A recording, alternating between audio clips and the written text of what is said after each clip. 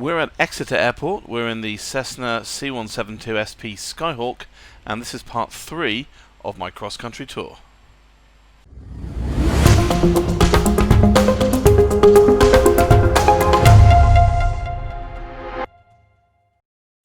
This is our routing today. We're going to leave Exeter and head towards the beacon at X, and then we'll make a right turn down towards the coast, passing Sidmouth, and we will go round Lyme Bay, probably not straight across as marked on the flight plan, but maybe more around the coast, having a look at what we can see, and then we'll head down Chesil Beach, which is the long sandy bar that you can see down by Weymouth, and we'll arrive at Weymouth, have a look at Weymouth and the harbour, have a look at Port and Bill, which is the almost island just off the tip of Weymouth there. It is connected to the mainland by Chesil Beach, so it's not actually an island, but I guess we'd call it a peninsula. Then we will take a left turn and head up across Wareham, and then over Poole and into and over Bournemouth. Now Bournemouth would have been the original stopping point for the flight, but I decided I wanted to go a little bit further, and so we're going to go on to the Isle of Wight, and we're going to go to Bembridge airfield on the very east of the Isle of Wight. It's quite scenic and quite an interesting landing challenge if the winds are in the right direction. And we'll have a look at some of the Isle of Wight scenery, and that will be our last stop for the day. Okay, so power to the aircraft, get the avionics up and running. Let's get the PFD set up. And we'll get the panel lights on so we can see what we're doing. It's a reasonably bright day today. Weather is fair. This is actually a weather theme. This is the fair weather theme, so it's global weather. Now, I would normally be flying with something like Active Sky. I'll explain why I'm not doing that later on. But this is reasonably good weather for sightseeing. I thought about just having completely clear skies, but that's kind of boring. Okay, so we don't want to tax the battery on the aircraft too much, so I'm going to get the engine up and running before I talk to ground. But in the meantime, let's have a listen to the ATIS, which in this case is 119.32. Exeter Airport information, Mike 1530 Zulu, wind calm, visibility greater than 20 miles. Beacon on, fuel pump on. 5,700. Temperature 1. Mixture full, fuel valve open, pump the throttle a couple of times. Landing and departing runway 8. VFR aircraft say direction of flight. All aircraft read back hold short instructions. Advise controller on initial contact. You have Mike. Okay, we have Mike, we've got the right QNH, and it's runway 8. Alright, step ahead out the door, shout clear prop, and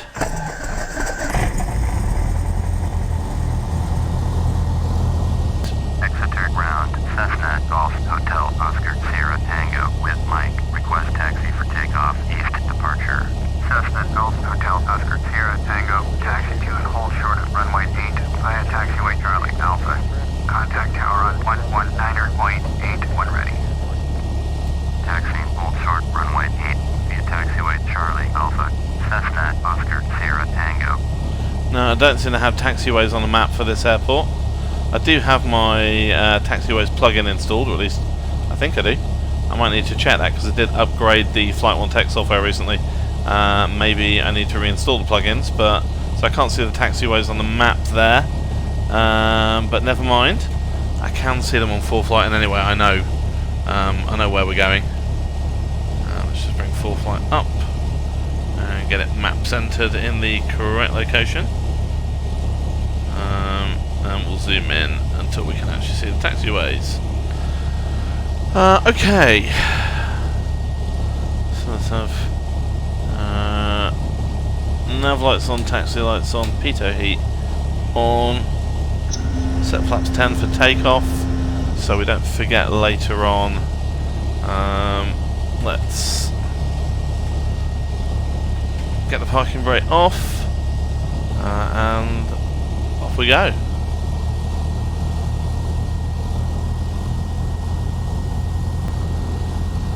So welcome back to Exeter Airport, everybody. This is where we left it last time. You didn't get to see an awful lot of the airport scenery last time. Here is the main terminal. You can see plenty of Flybe aircraft, which of course would no longer be here in the real world. And we've got some TUI, which I guess, well, they wouldn't be there now, but TUI is still around. And then some static aircraft wobbling a bit. The nosewheel steering is always a little bit exuberant. But I think I've got it under control now. You might be seeing a little bit of flickering on the graphics, so particularly at the horizon point and on the trees. This is a problem, a known bug with the new atmospheric system in Prepar3d. So the rendering of the new atmospherics, there's a bug in it, and basically the flickering you can see is caused by the clouds rendering behind the trees and the horizon line and everything else, and they're not doing it perfectly. So I believe LM are aware of this, working on a fix for the next hotfix. You can get rid of it by turning off the new atmospherics, or if the atmospherics have no cloud, just a haze layer, then you wouldn't see it. But you know, at the moment I like the new effects too much to give it up. So I'm just going to put up with a little bit of flickering. You only really see it on the ground. Once you're up in the air, the clouds generally don't cross the horizon line unless you're in you know, very mountainous territory. So I'm not too worried about it, and I'm sure hotfix 2 will be out before too long, because I know it's already in testing. Alright, now ATC should let me request takeoff clearance, and it will. So before I do, let's just check. Flaps are set, engine set, course is set in the G1000. I'm going to set my initial altitude at 1500 feet. I am going to trim just a little ways further down. There we go. And yeah, everything else looks good. Alright then, let's ask for takeoff. Exeter Tower, Cessna Golf Hotel Oscar Sierra Tango at runway 8, ready for takeoff. East departure. Cessna Golf Hotel Oscar Sierra Tango, cleared for takeoff. Runway 8, departure to the east approved. Cleared for takeoff. Runway 8. Cessna Oscar Sierra Tango. Alright, we have clearance. Let's just roll onto the runway and go. So landing light can go on.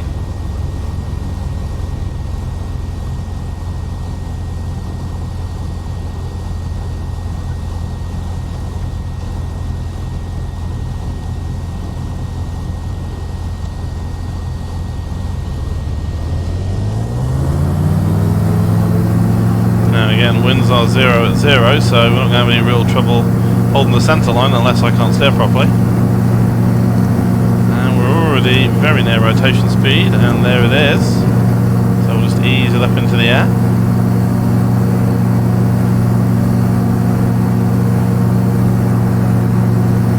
It's not completely windless, by the way. It's gusting up to 4 knots. So I am still getting a little bit of wind activity, but just not much. Alright, there's 60 knots, flaps can come up. I'll bring the nose down fairly violently, so I'll trim it up a little bit. And we'll just gently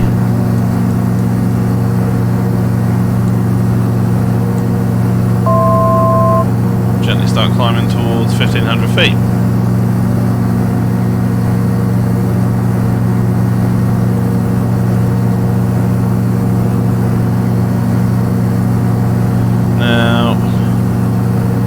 Already pretty much eastbound at this point, so there's not much manoeuvring to be done until we get to X. I'm going to hand fly for a bit, and we'll hand over to the autopilot once I get near my altitude, because the autopilot is a lot better at keeping the altitude stable than I am.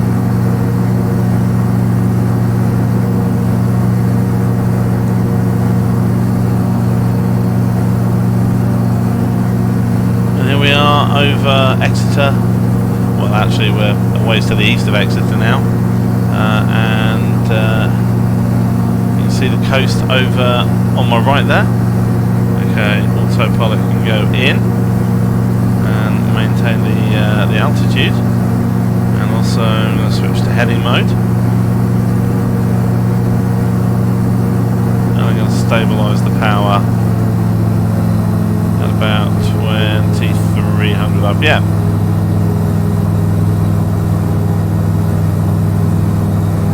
See, I'm getting a little bit of wind action. It's almost at 90 degrees to me, so the tail's getting battered around a little bit. And very quickly hit 100 knots, which is a decent cruising speed, although we'll slow down for some of the sightseeing. So, I hope you're well today, and all keeping healthy in this time of health challenge. Okay, let's go over to 128.15 and request our flight following. Exeter departure, Cessna Golf Hotel Oscar Sierra Tango, this type Cessna Skyhawk, 4 miles east of Exeter, request flight following. Cessna Golf Hotel Oscar Sierra Tango. Just enable nav mode. Squawk 2455. So that's 2455. Exeter approach, Jersey 1534, Wideview 2800. Cessna Oscar Sierra Tango, radar contact 5 miles east of Exeter 1500, QNH 1013. Just hitting the VORX now. Approach, Roger, QNH 1013. Copy, Cessna Oscar Sierra Tango. So we've now turned towards the coastline. So, what's new in the sim? Not an awful lot since the last flight. In between that and now, I did make another video on Immersive Calibration Pro. So I have redone my screen, and actually I've redone it twice. The blend you're seeing here is actually a camera-based blend. So the video that I did was on warping and blending without cameras, and I do still think that's the best way to achieve the best results if you have a precisely marked up screen.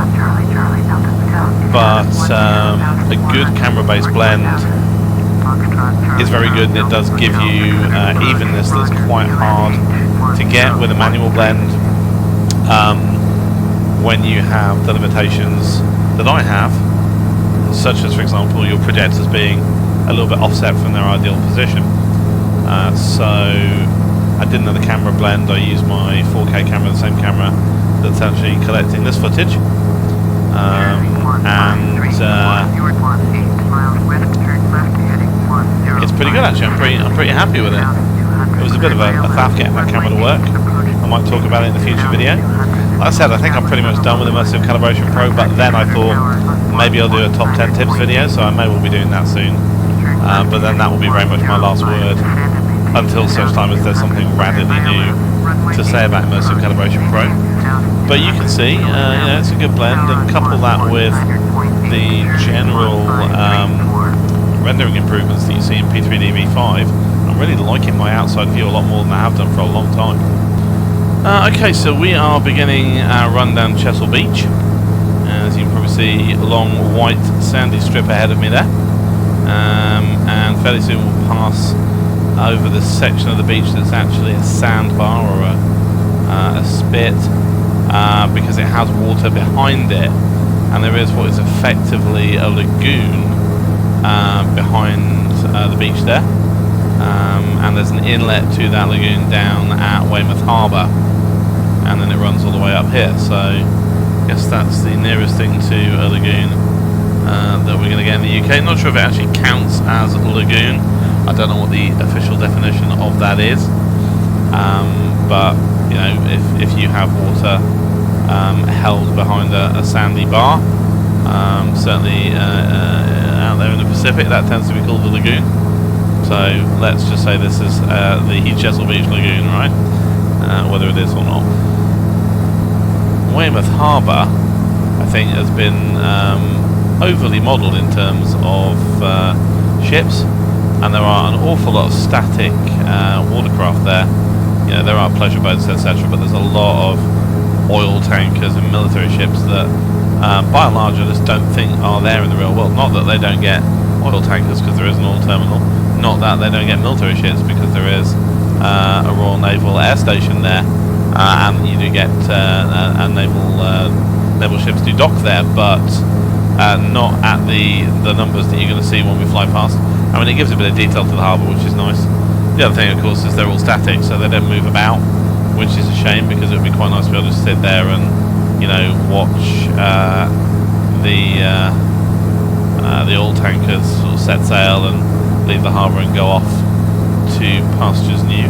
I do have some degree of ships traffic enabled in the AI settings, so there will be some dynamic ship traffic, but I wouldn't bet there'll be any here at the moment.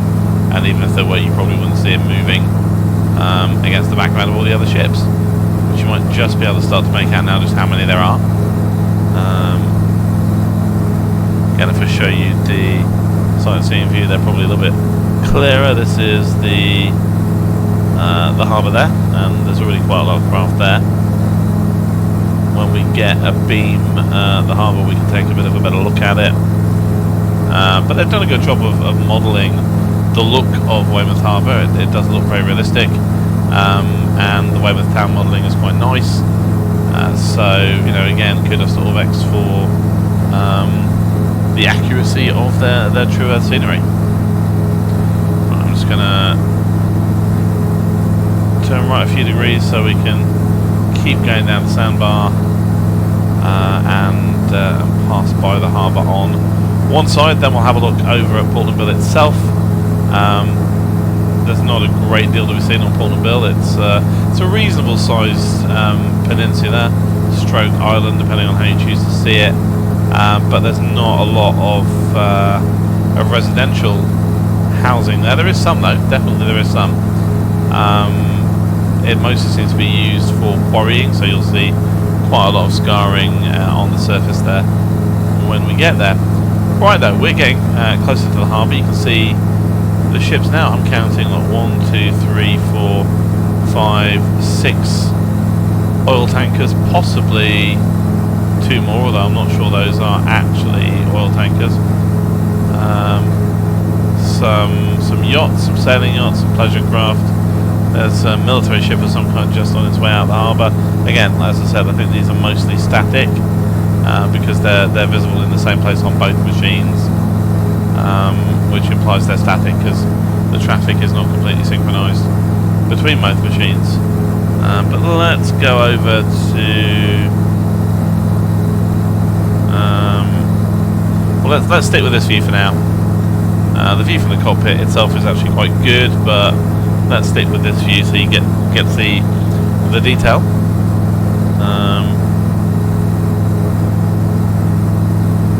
Yeah, just look at the number of oil tankers there are there. You see the inner harbour there with all the pleasure craft, some of which are actually out in the harbour. But I mean, look at all those oil tankers. There's a couple of what look like ferries, or there might be, no, those are big yachts I think actually. Oh, there's a cargo ships, not oil tankers. So we've got oil tankers, but we've also got some cargo ships down there. Some military vessels. Yeah, fair variety of stuff. And there, of course, on the right-hand side, and I'll turn towards, is the oil terminal, where all those tanks are. There we are. And now let's head out across Poole and Bournemouth itself. So the RNAS station's down there. You might just be able to see the short runway, which is only for helicopters. It's passed off the bottom of the screen now, but it was there, trust me. And now we head across Poole and Bournemouth itself, and you can see the open pit scars, the white areas on the land there where they're mining. I mean, I'm assuming it's chalk they're mining, but I don't really know. But I have to say the definition of the coastline is pretty good, especially because not all the coastlines are that great or that detailed. And there's some housing on there, as you can see exactly how realistic that is to the real world, I don't really know. Zooming into the satellite photography, I can see there is a town. Well, there's two towns. There's the town of Easton and Weston. Maybe they're just two parts of the same town. And then Southwell near the tip. Just off to the right, it's just displayed at the bottom of the screen, is HM Prison Portland. So we seem to be doing a bit of a tour of prisons on this trip. That's another one. Alright, I'm going to make a fairly sharp turn to the left and get back on something resembling course. And as we do, get a good look at the ground out of our left window. So this is one of the things I really like about having this wraparound display, is that you can do this one thing. It makes it all worth it, right? There are compromises for sure, and I'm sure people will say, well, VR is better, and I'm going to say I disagree. I don't think VR is better.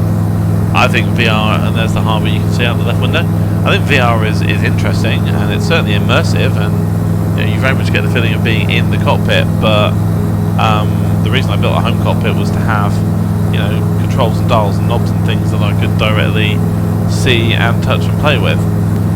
Okay, so we're arriving at Poole now, and this is Poole Harbour that we are in, and there's a few islands in the harbour. Poole and Bournemouth are basically the same conurbation. I don't think there's an awful lot of distinguishing between them. Poole seems to basically be almost a suburb of Bournemouth, although I guess anybody from Poole would probably consider that fighting talk, so maybe I'll take that back. As you can see, lots of autogen here because there is lots of buildings, and yeah, it's quite spectacular here. And then the lights you can see ahead are from Bournemouth Airport. That is the next waypoint on our plan, so we will pass directly overhead Bournemouth Airport. So let's just pop out the aircraft, have a look at what we can see around us.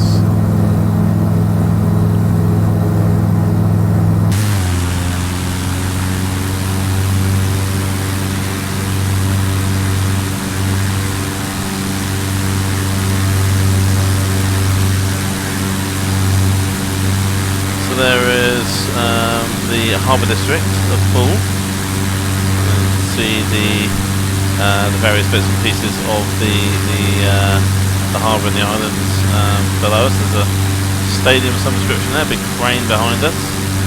Let's just pan around a bit, and then we're getting into more residential parts, although there's looks like a big industrial estate down there. Again, I don't really know where Central Poole is amongst all this. We're probably almost past it. And almost at the point of entering Bournemouth, I think.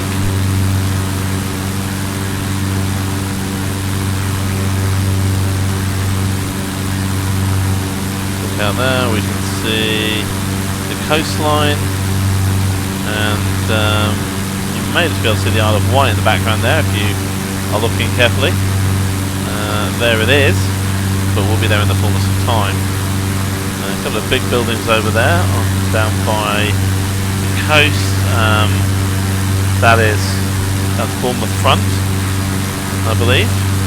So we're kind of getting into Bournemouth territory now. And as you can see, we're fairly close to arriving at the airport. Let's just take a closer look at the airport. Pop the camera view up a bit.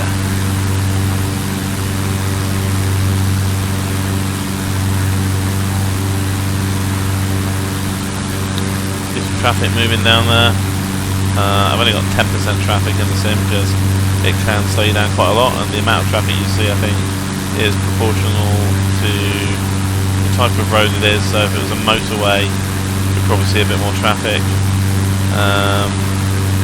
Also, depending on where the scenery is, you may not get traffic actually on that scenery.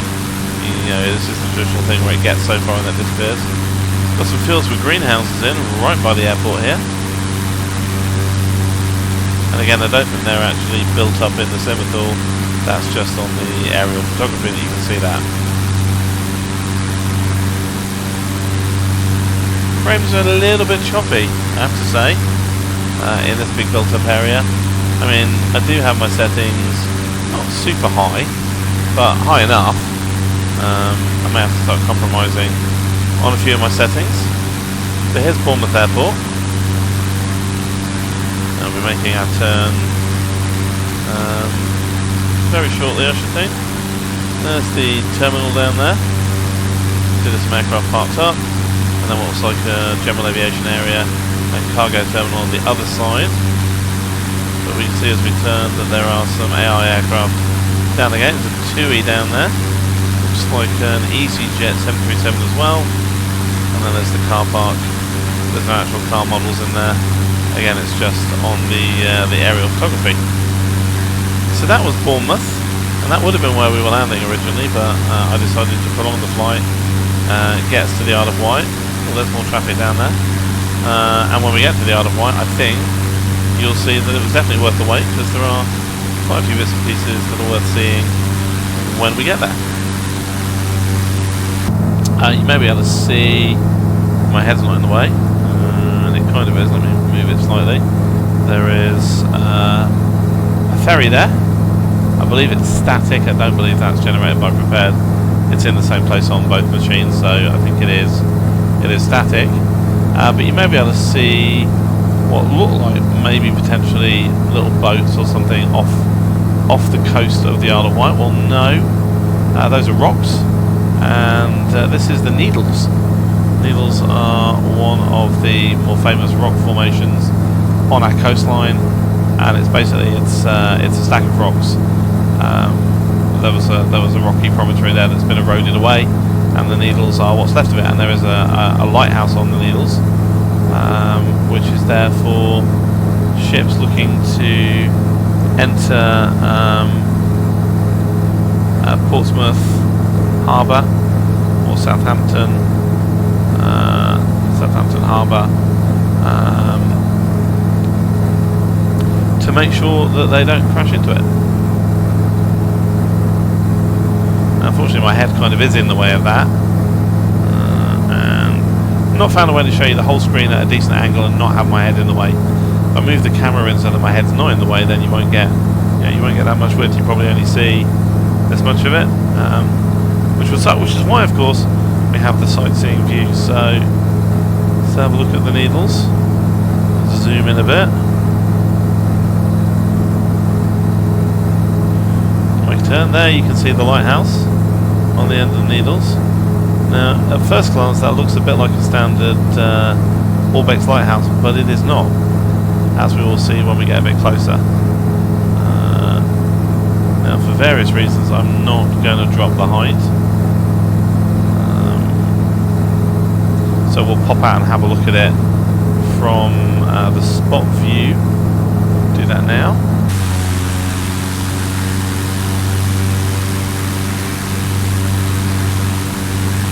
Yeah.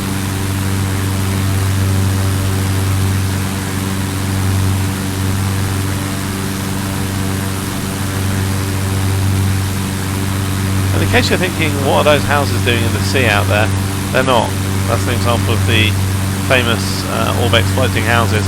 Haven't seen much of it on this tour, but that is one.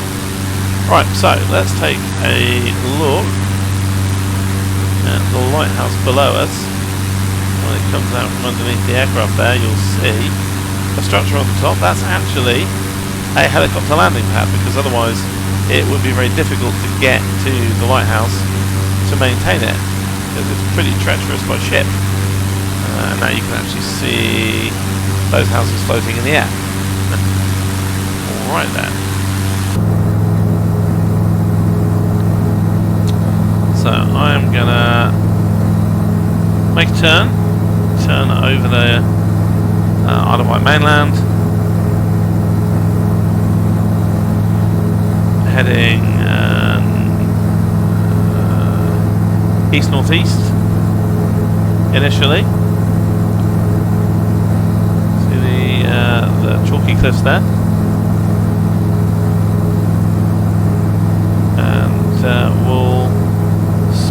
few more sites on the island as we go.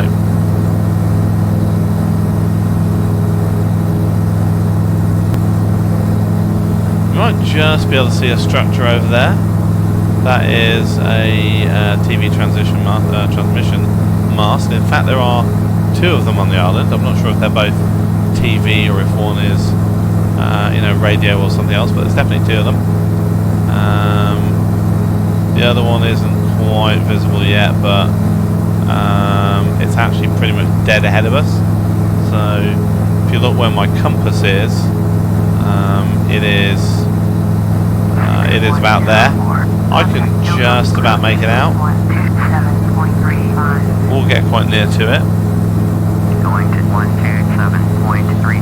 I had at one time thought that ORBX were modelling the TV masts individually, but they're not. From what I can see, they're all the same. I guess maybe there might be something. I haven't gone to Crystal Palace, for example, to have a look at the Crystal Palace transmission mast, but if they tried to get away with a model like this, it would look very strange, because we all know what the Crystal Palace transmission tower looks like, kind of like a mini version of the Eiffel Tower. Well, I say mini, there's nothing mini about it, it's very large, but like a version of the Eiffel Tower.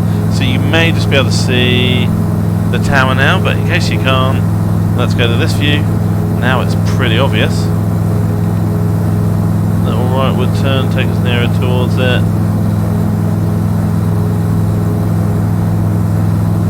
And then the other one's just come into view right on the right hand side there.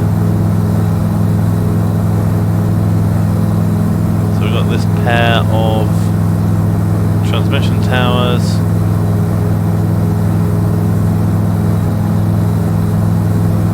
So I'm not entirely sure what they're like in the real world.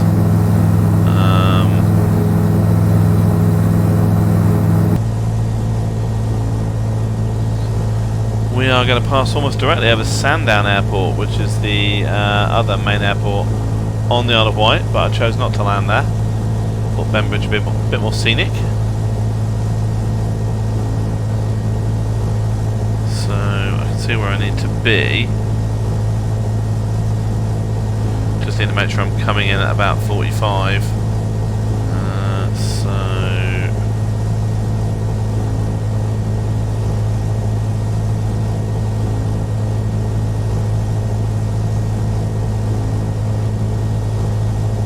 Actually, just on the path I'm on now, my approach angle will be very close to 45 degrees.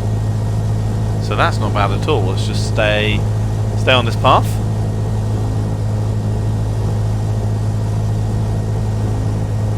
Once I've passed over Sandown, I'm going to cancel my flight following, and we'll get on to the common frequency for Bembridge. And there we go, passing Sandown now. Let's see if we can see it outside the aircraft. Yeah, if the textures would like to load. Ah, there it is. Right underneath the Sandown. But we're not landing there. But there is Bembridge. It's just there. So I am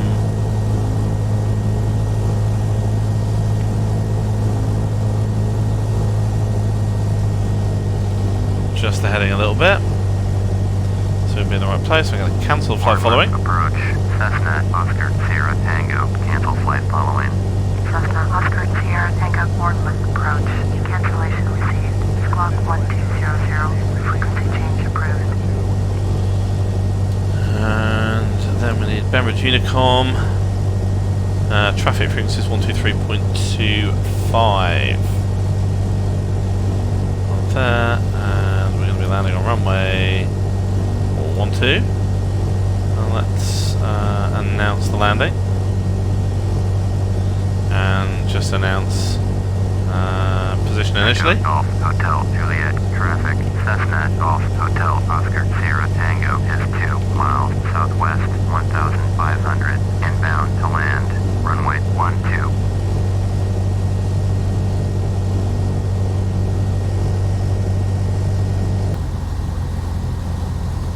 Okay, I'm going to go flaps 1, and now we're going to turn into the downwind finally. Keep an eye on the altitude.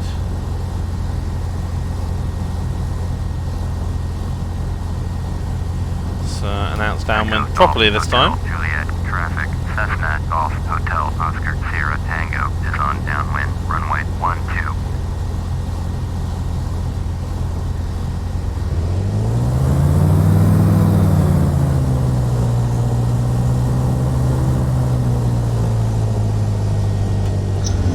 Alright, I'm going to go flaps 20.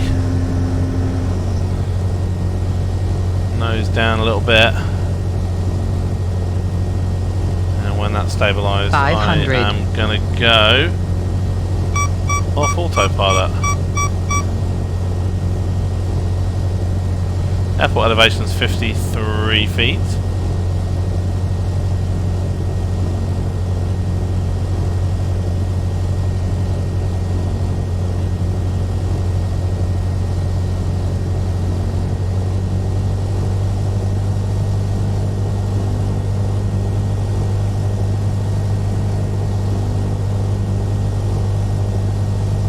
Remember, of course, that you tend to gain height in a turn. Always something I'm pretty bad at avoiding. It's a marshy terrain around here. There's a lot of bird sanctuaries around here. A lot of designated RSPB bird sanctuaries.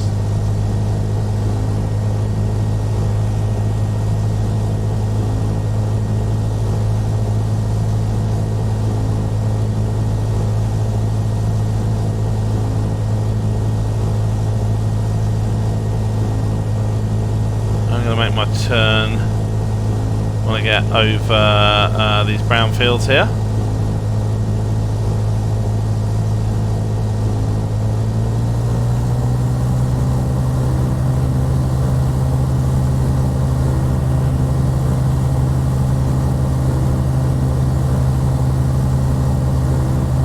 Turn to 2-1. Let's do that now.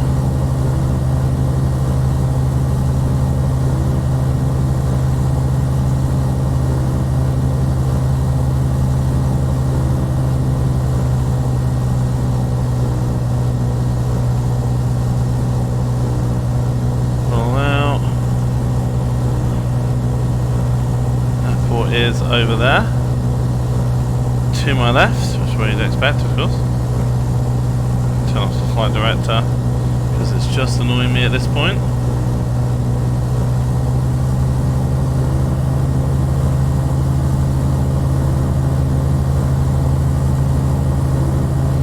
And let's begin turn on final, and let's announce on final. I did miss announcing base as well, of course. Hotel Oscar Sierra Tango is on final. Let's go full flaps. 12 to land.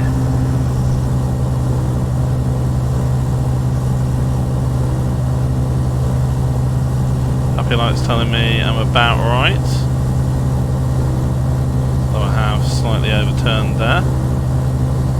Wind being what it is, we need to grab it a little bit. I'm going to go.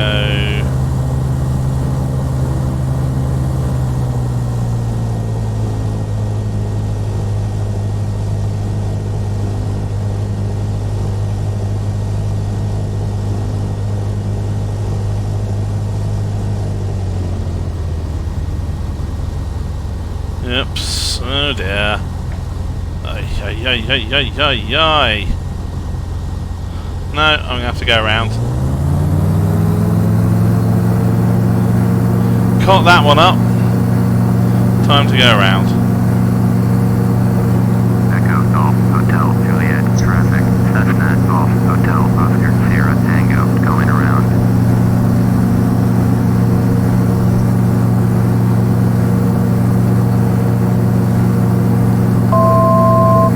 So maybe I should try and take a slightly longer final.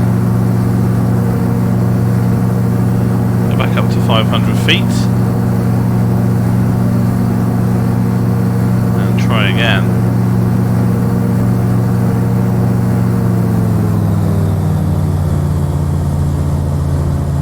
Alright, let's turn.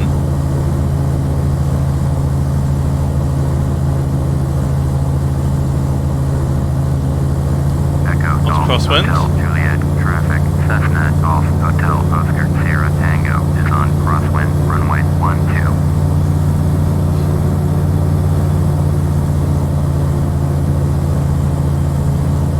It's crosswind. I'm just going to make a long downwind this time.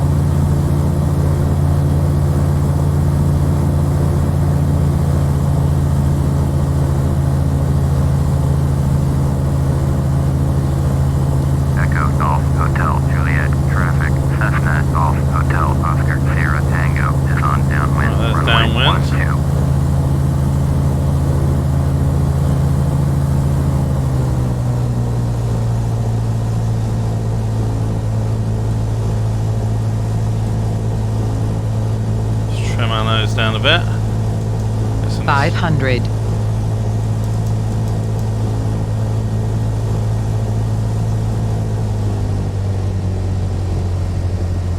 500. Flaps 10.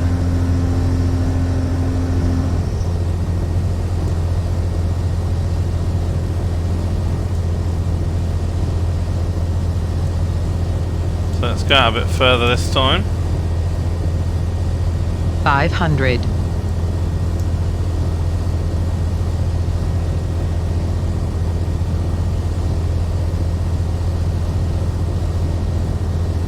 Once again, admiring the marshy terrain.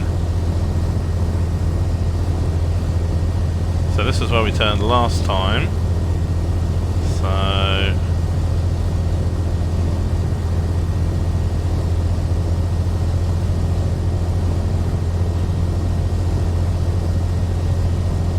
wait a bit longer. Give ourselves just a little bit of extra room so we can get with the wind.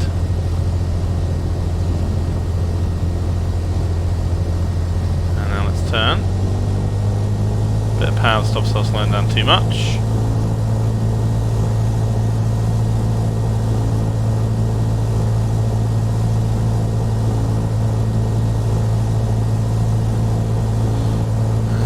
On base. Echo Golf Hotel Juliet traffic. Cessna Golf Hotel Oscar Sierra Tango is on base runway 12.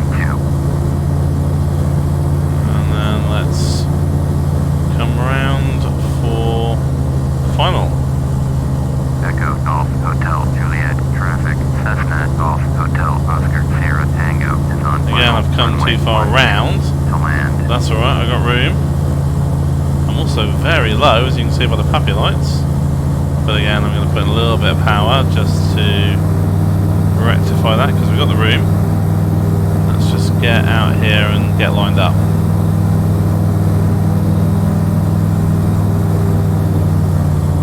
The flaps full again. There we go.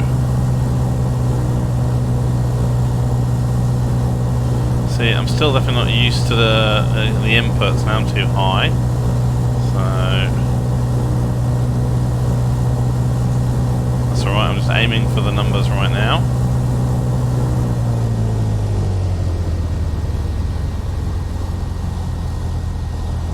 And then look down the end of the runway as I flare. Oops.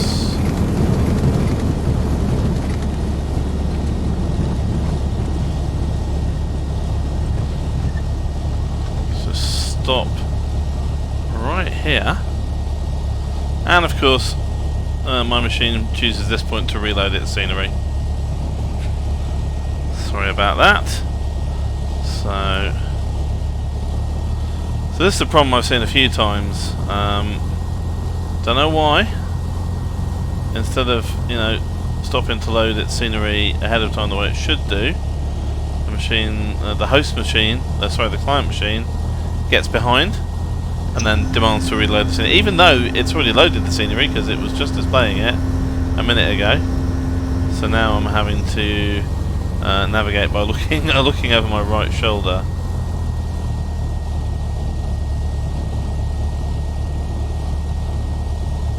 Let's just stop it there for a minute. And okay, so the scenery's back now. Do you have that problem? If you do, let me know in the comments, because it's very irritating and it always seems to happen at particular places and I don't know what I can do to stop it. Anyway, we're on the ground, so now we're clear of the runway. Golf Hotel Juliet. Landing lights off, strobe lights off. Oscar Sierra Tango is clear of the runway. Flaps are retracted, and let's taxi to the parking.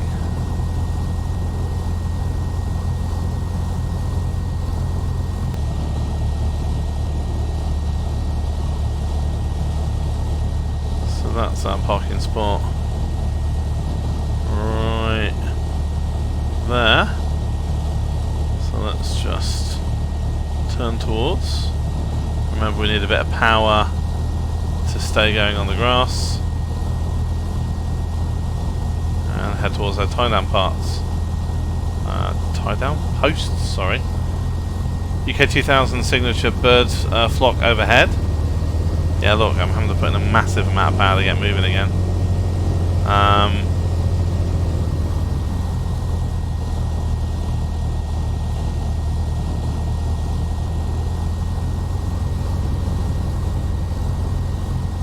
Let's just stop about there. Alright. Parking brake can come on. And let's have the engine off. Engine shut down. And then beacon strobe lights can go off, pitot heat can go off. And we're on the ground. So, welcome everybody to the Isle of Wight, to Bembridge. Once again, we'll begin our next flight from here. I think all in all, that was quite a good flight. Nowhere near as many points of interest on this trip as there were on the two previous, but you can't always find much to look at other than the scenery itself. But I think a good demo of the current state of the art in P3D V5. Really do like the weather system, although maybe the clouds are a little bit fluffy for my liking. They look better on a monitor than they do on the projector, I think, because of the contrast ratios. But I think the clouds are a bit super bright, so I know that's an area they're improving.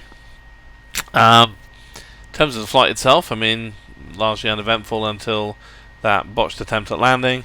I probably could have forced myself onto the ground that first time round, but it would have been a slammer and not that realistic. Second time round, a reasonable attempt, I guess, but I need to get a lot better at landings. It's the thing I'm worst at. But anyway, I hope to see you back on the channel for part 4 of the cross-country tour very soon.